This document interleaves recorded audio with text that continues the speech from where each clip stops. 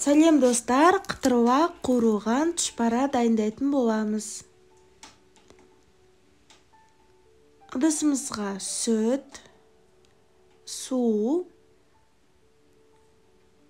ерітілген сары май, дәміне қарай кішкене тұз және електен өткізіліп дайындалып қойған ұнды салып, жұмсақ етіп қамыр илейміз. Қамыр бір-біріне бірге бастаған кезде ұн салудың керегі жоқ. Қамыр осындай жұмсақ болу керек.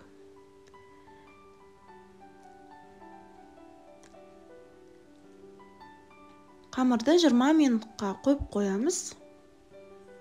Ол уақытта салмасын дайындап қоямын. Картошка мен қуырылған пиязды араластырып қоямыз.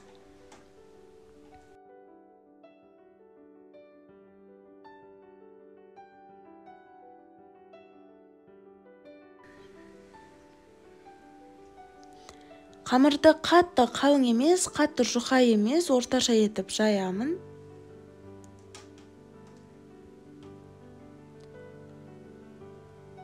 Кескен кезде арасын шамамен 10 сантиметрдей етіп кесеміз.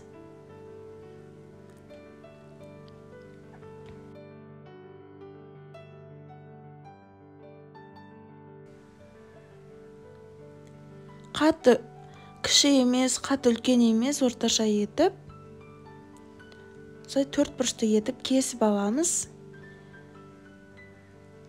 Арасына салмасын салып, шеттерін барлығын жақсылап бөгіп, екі шетін қыстырамыз, осылай бөгеміз.